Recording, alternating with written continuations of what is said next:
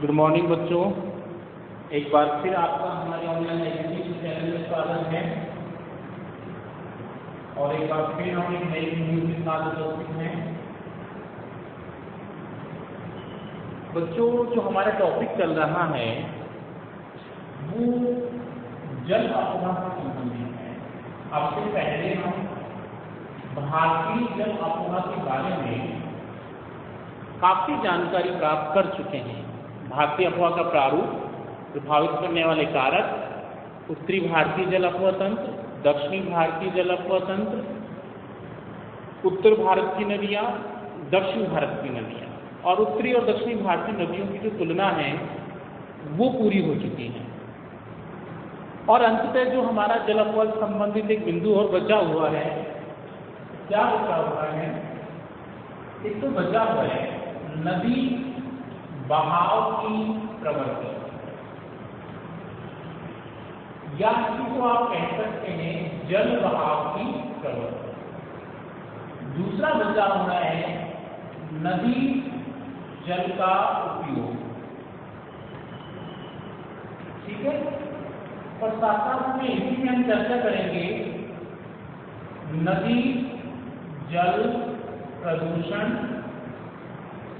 और साथ साथ में प्रदूषण और प्रबंधन। तो ये तीन चीजें और हैं जिनके बारे में हमें चर्चा करनी है।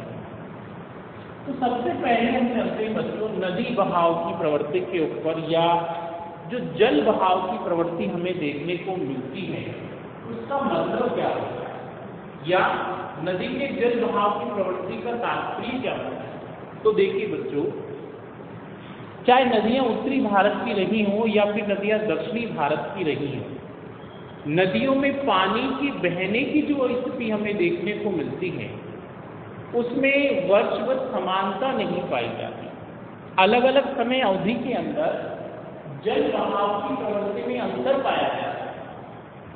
हो सकता है किसी समय विशेष के अंदर कोई नदी विशेष अत्यधिक जल बहाव की स्थिति को दर्शाती हो, लेकिन वही नदी किसी विशेष समय में कम जल बहाव की स्थिति को भी दर्शाएगी, ऐसा निश्चित है। तो नदियों में जल के बहने का जो प्रारूप हमें देखने को मिलता है, वर्ष भर जो नदियां हमें बहती हुई नजर आती हैं उनमें जो जल बहाव की स्थिति नजर हमें आती है बच्चों, उसे ही नदी के बहाव की प्रवृत्ति के नाम से जाना जाता है। सामान्य शब्दों में हम ऐसा कह सकते हैं कि नदियों में बहने वाले जल के प्रारूप को ही नदी जल बहाव की प्रवृत्ति के रूप में जाना जाता है। इसका मतलब ये है कि नदी में जो पानी बह रहा है वो कब ज्यादा रहा है और कब कम रहा है। तो नदी के अंदर पानी की ऐसे कम या ज्यादा मात्रा में बहने की जो स्थिति नजर आती है वो ही जल बहाव की प्रवृत्ति के रूप में जानी जाती है। अब देखिए, उत्तरी भारतीय जो नदियां हैं उनमें से अधिकांश नदियां कहाँ से निकल रही है? हिमालय पर्वत से निकल रही है। तो उत्तरी भारतीय नदियों में जो जल बहाव की प्रवृत्ति हमें देखने को मिलती है वो वार्षिक मिलती है, बारहमासी मिलती है, क्योंकि इन नदियों में तो वर्षा के द्वारा भी जल की प्राप्ति होती है और साथ साथ में हिमालय क्षेत्र में जो बर्फ जमी हुई होती है, बर्फ के पिघलने से भी इनके पिघलने से या बर्फ के पिघलने से भी पानी की प्राप्ति होती है। तो दोनों ही दशाओं में उत्तर भारत की नदियां तो जल प्राप्त करती हैं, लेकिन जो दक्षिणी भारत की नदियां हैं, प्रायद्वीपीय भारत की नदियां हैं, उनका उद्गम हिमालय से नहीं होता, प्रायद्वीपीय पठारी क्षेत्र से होता है। और प्रायद्वीपीय पठारी क्षेत्र में बर्फ नहीं पाई जाती, बर्फ के पिघलने की प्रवृत्ति नहीं पाई जाती। इसी कारण इन नदियों में जल की प्राप्ति का जो मुख्य स्रोत होता है वो वर्षा होता है। मानसून जो होता है वो वर्षा की प्राप्ति का मुख्य स्रोत होता है। हालांकि दोनों ही दशाओं में, उत्तर भारत की नदियों की चर्चा कर लें या दक्षिण भारत की नदियों की चर्चा कर लें, दोनों ही दशाओं में नदियों में जल बहाव की प्रवृत्ति का जो स्वरूप मिलता है उसमें समय के आधार पर हमें अंतर देखने को मिलता है। उत्तर भारत की जो सबसे बड़ी नदी है गंगा नदी है। आपको पता है गंगा नदी मानसून अवधि के दौरान वर्षा के द्वारा जो जल प्राप्त होता है उसके कारण अधिक जल स्तर वाली हो जाती है। हम ऐसा कहें कि उसके जो जल का स्तर है वो बढ़ जाता है, कैचमेंट एरिया के अंदर जो जल के बहाव की मात्रा वो बढ़ जाती है, अधिक विस्तारित हो जाती है। तो मानसून काल के दौरान जो अगस्त और सितंबर महीने होते हैं, उन महीनों के दौरान गंगा नदी में सर्वाधिक जल प्रवाह की स्थिति हमें देखने को मिलती है। या फिर हम ऐसा कहें, सर्वाधिक जल प्रवाह की जो प्रवृत्ति गंगा नदी में पाई जाती है वो मानसून काल के दौरान विशेष रूप से अगस्त और सितंबर महीनों में हमें देखने को मिलती है, जब इसके दोनों किनारे अधिक चौड़े हो जाते हैं और जो जल का स्तर वो कहाँ आ जाता है, ऊपर आ जाता है। अधिक मात्रा में जल बहता कब, अगस्त और सितंबर के महीने में। लेकिन सितंबर के पश्चात धीरे धीरे मानसून क्या पड़ने लगता है, कमजोर पड़ने लगता है। और मानसून की जैसे जैसे कमी आती है, इस नदी को वर्षा के द्वारा जो जल प्राप्त हो रहा था उसमें भी धीरे धीरे क्या आने लगती है, कमी आने लगती है। और जनवरी तक पहुंचते पहुंचते स्थिति ऐसी हो जाती है कि वर्षा का पानी तो लगभग वर्षा से जो प्राप्त होने वाला पानी था वो लगभग समाप्त हो जाता है। और साथ साथ में शीतकालीन अवधि उत्तर भारत में होती है, तो ऐसी स्थिति में शीतकाल के दौरान बर्फ तो जमी रहती है लेकिन पिघल नहीं पाती, उतनी नहीं पिघल पाती जितनी गर्मियों के दिनों में पिघल पाती है।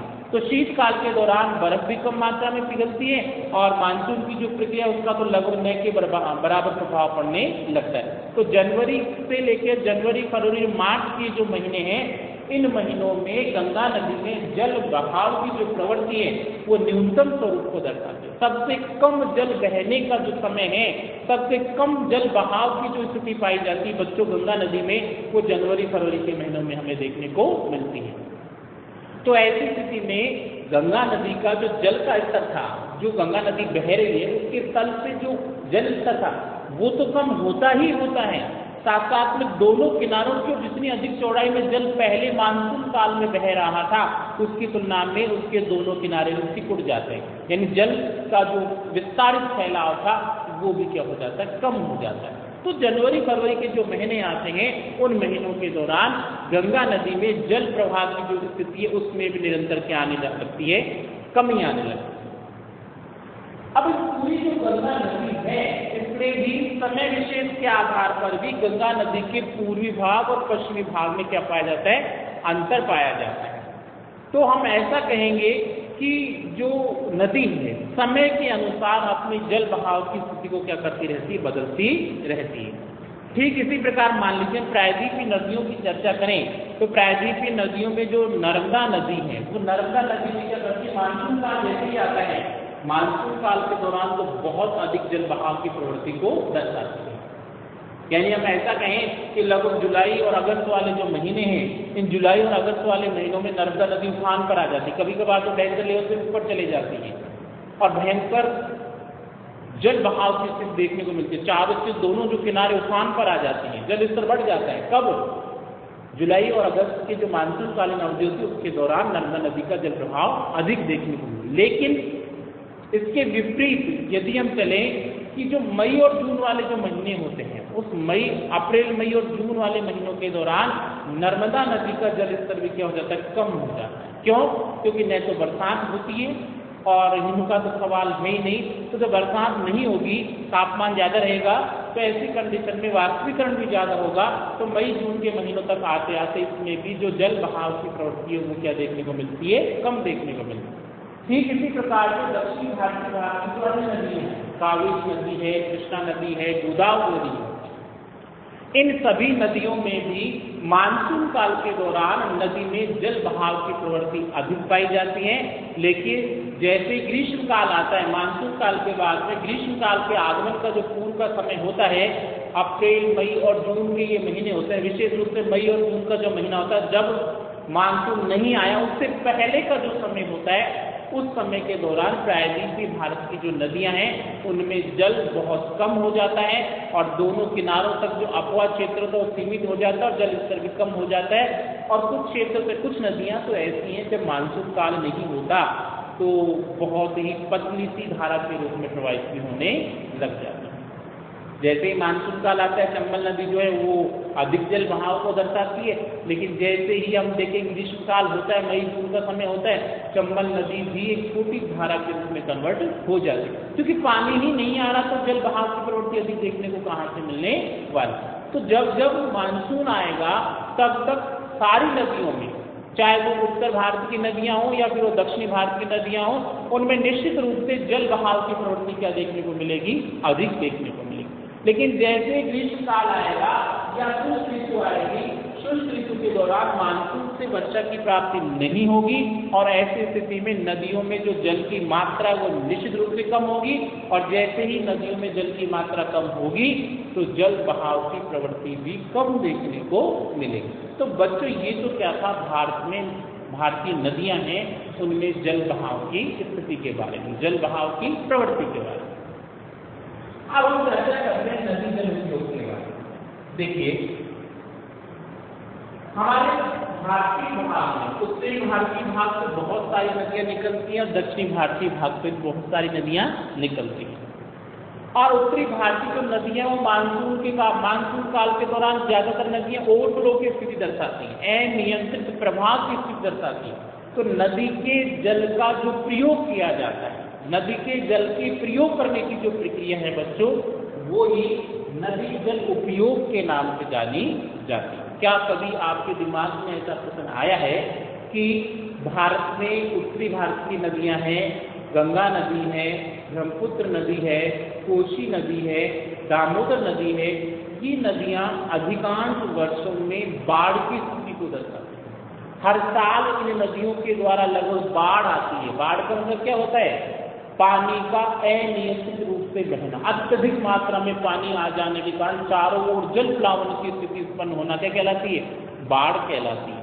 तो भारत का एक क्षेत्र तो ऐसा है जहां पर जल प्लावन की स्थिति उत्पन्न होती रहती है, और दूसरी ओर भारत के कुछ क्षेत्र ऐसे जहां पर वर्षा काल के दौरान भी शुष्क दशाएं पाई जाती हैं, भूमि खाली पड़ी रहती है, अकाल पड़ते रहते हैं। तो ऐसी स्थिति हमारे भारत में देखने को मिलती है। तो हमें क्या करना चाहिए, क्या हम ऐसा कर सकते हैं कि जो नदियों में, जिन नदियों में ओवरफ्लो की स्थिति पाई जा रही है, जिन नदियों में बाढ़ की स्थिति उत्पन्न हो रही है, उस बाढ़ के पानी का कोई उचित उपयोग किया जा सके, क्योंकि नदियों के रूप में बहता हुआ पानी तो अंततः कहाँ जाकर गिर जाता है, समुद्र में जाकर गिर जाता है।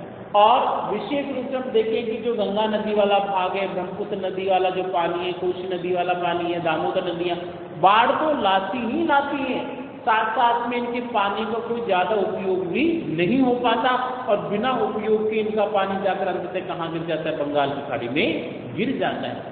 तो नदियों के जल का किस प्रकार से उपयोग किया जाए कि इनकी जो विनाशकारी लीला है वो तो समाप्त हो ही हो, साथ साथ में इसका सकारात्मक प्रभाव भी देखने को मिले। तो यदि ऐसी स्थिति हमारे भारत में उत्पन्न हो जाए तो निश्चित रूप से हमारे भारत के लिए लाभदायक सिद्ध होगा।